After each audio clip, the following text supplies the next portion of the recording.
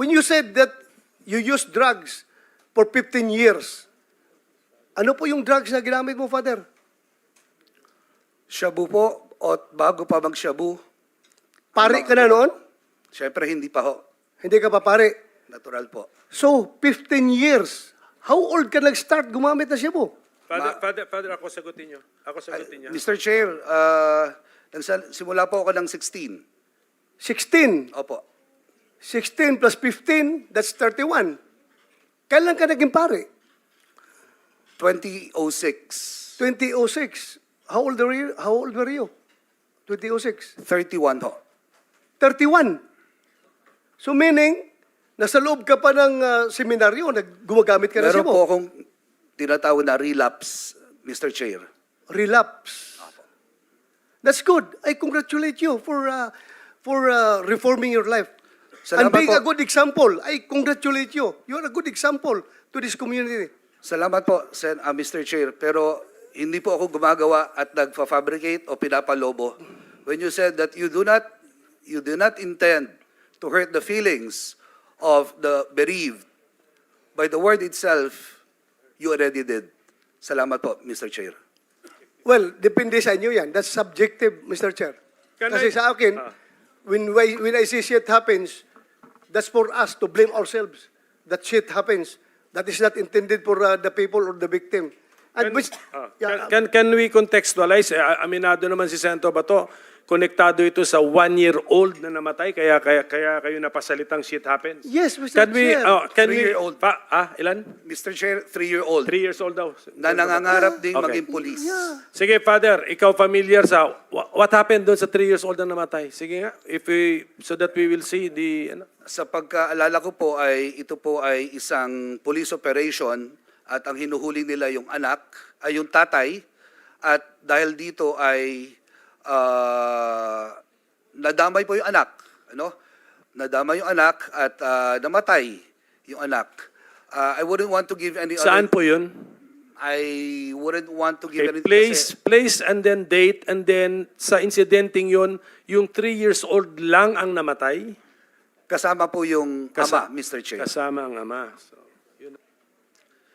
That is the context, ha? Yan, Yes. yan yung context, ha, na nangyari ito. Yes, Mr. Chair, wala naman talagang pulis gustong pumatay ng bata.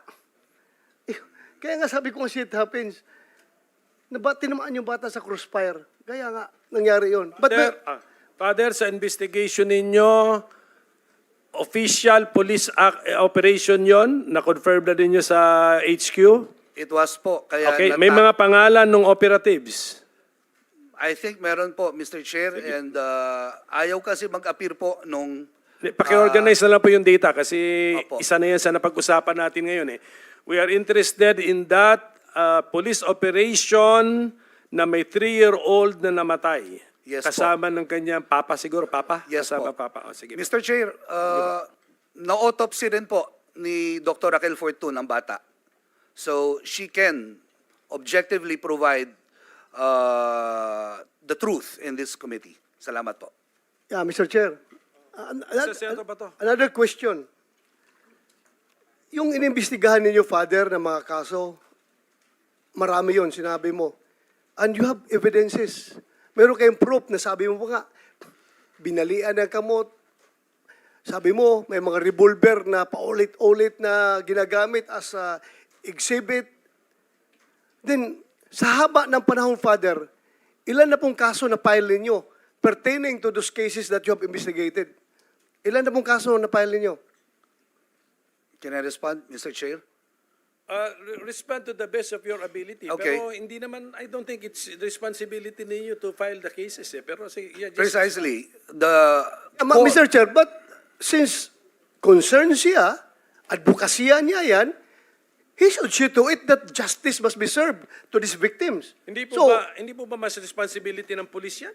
responsibility nga ng police, Mr. Chair, pero sila nag-imbestiga, he's provided. Otherwise, kung hindi siya tumulong para mapile yung kaso na yan, halata ng ginagawa niya, puro propaganda. Nagpo-propaganda lang siya. Nagsasabi siyang ganon. Hindi pala siya interested na makuha ang hustisya. Hindi niya pinaluap sa polis kung nakasuhan na itong mga gago na ito. Because I, for one, I want justice to be served. Lalong-lalo na yung mga inosente na pinatay. Dapat talaga, Father. Baka mas pwede pa akong maging pare kung tutuusin. Kasi gusto ko talaga kung if I have the goods, I have the evidence as you showed that a while ago. Bali-bali na, halatang binugbog mo na bago pinatay eh. Di ba? So, you should pinalo up mo sana yun, na-file yung kaso. Kung hindi mo pinalo up, well, masasabi ko hanggang propaganda ka lang, Father. Mr. Thank Chair. you, Mr. Chair.